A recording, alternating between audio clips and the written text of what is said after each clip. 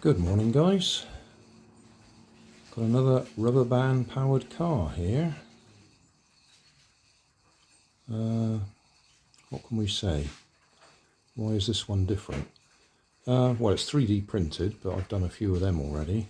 The difference here is I'm going to use these, which are I think they're aluminium. They're the platters from inside hard drives. That's where all your memory gets stored. I've got quite a few of them. I've always had it in mind that I should be able to use them as wheels. Now that I've got a 3D printer, I was able to print something to go in the middle to hold them central. I will, I think, glue them on for simplicity. I could tape them on. Tape or glue would do. And I've printed the axles. And I've put a little hole in the middle of that one. So I'll use the point of that, cut that off, glue it in, and that'll be the hook for the rubber band. Yes, barbecue skewer. That will go in a bit at that end and a bit at that end.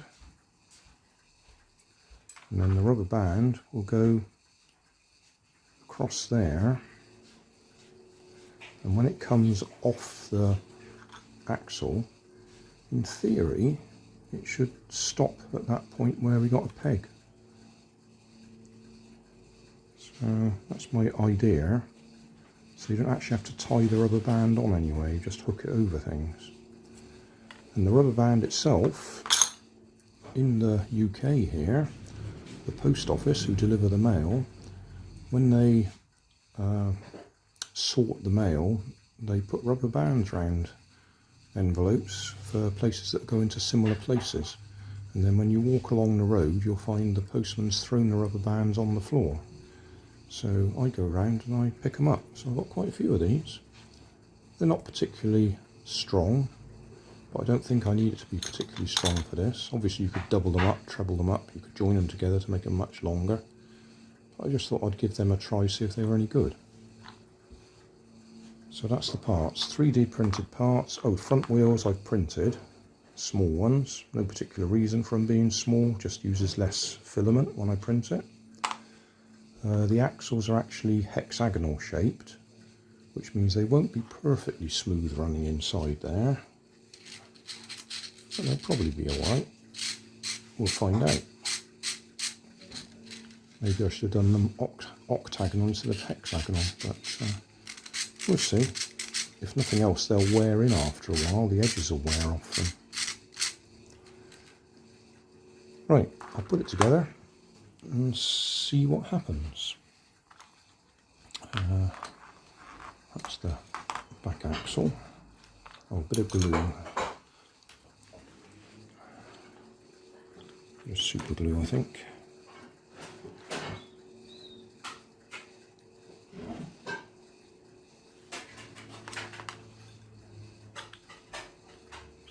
Stick that on there for a few seconds.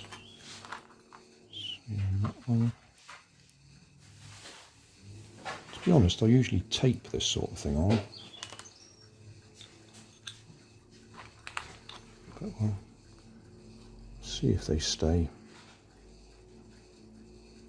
I've probably been a little bit generous with the diameter, or mean to be honest, too tight.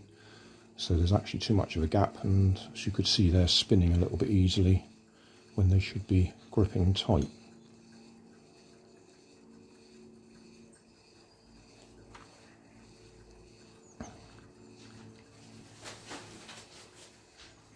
And the hexagon, for some reason I seem to have made it slightly off shape, so it fits better one way.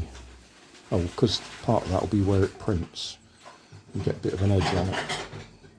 A bit of an edge on it when it prints.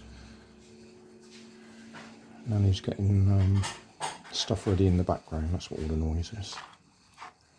Right, there is a front and a back to this. The back's got a bit more of a gap there to wrap the rubber band around.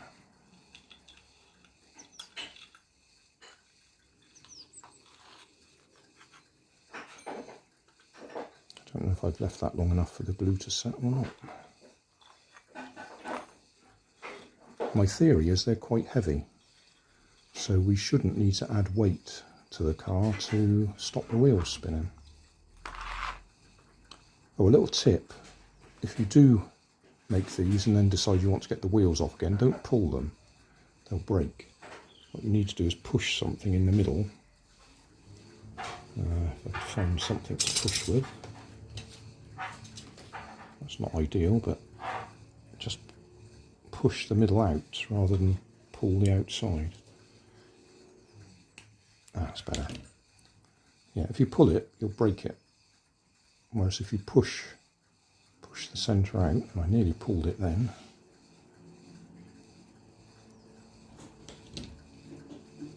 then you don't break it.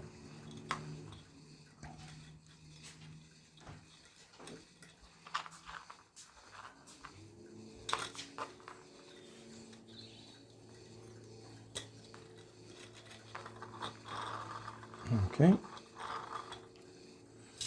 Right, next we want just the tip to go in there.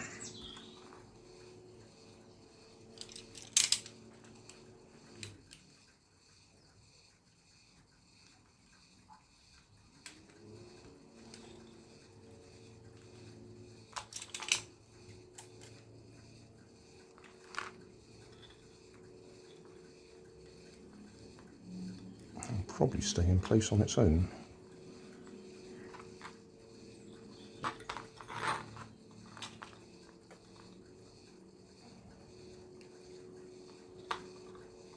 Just guessing the length there. Let's be generous.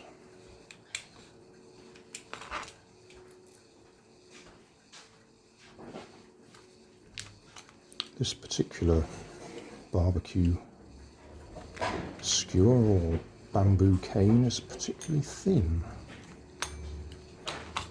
I actually made the holes on the assumption they were going to be about 3mm thick, and I think this one's just a little bit under that because that's fitting in too easily. So we are going to have to glue that. Didn't want to, but because if you glue it, you've got problems getting it out again afterwards. Like if it breaks and you need to change it.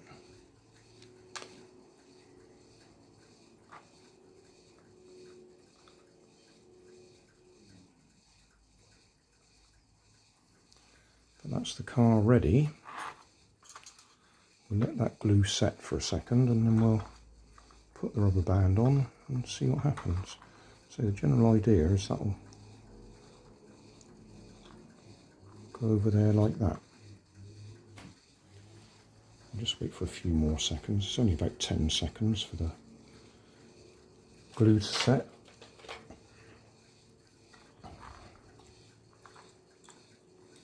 That sits over there. Wind it up.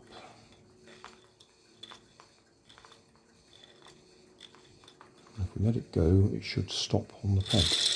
Yeah. Right. We'll try that on the floor. Well, it's a bright sunny day, so a bit bright at this end and dark at the other end.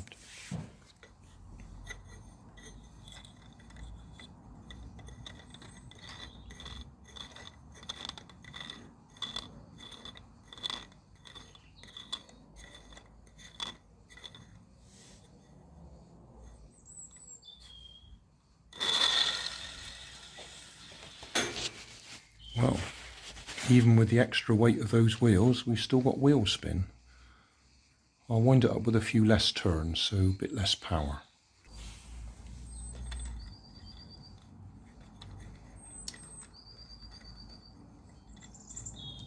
One, two, three.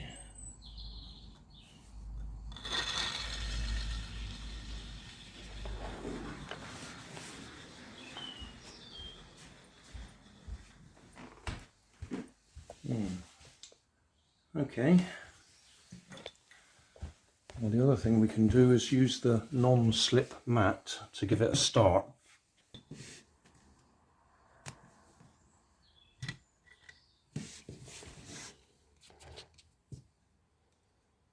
Right, non-slip mat.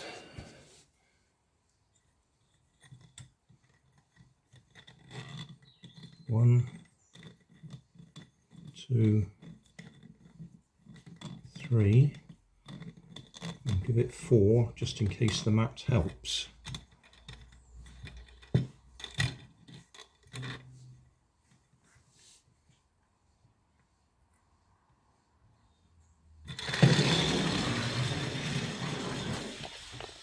Oh yes, that made the difference. A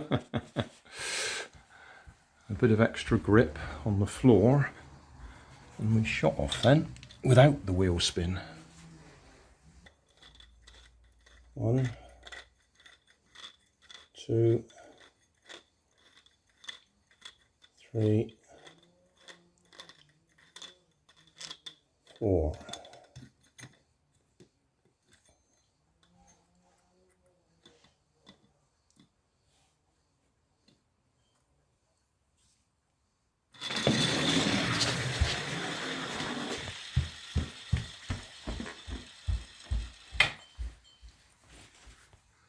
Well, that worked.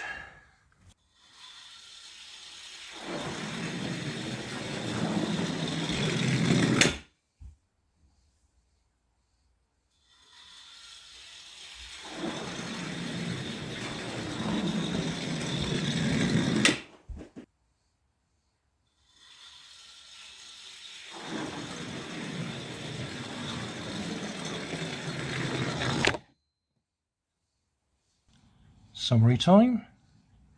Well, that works.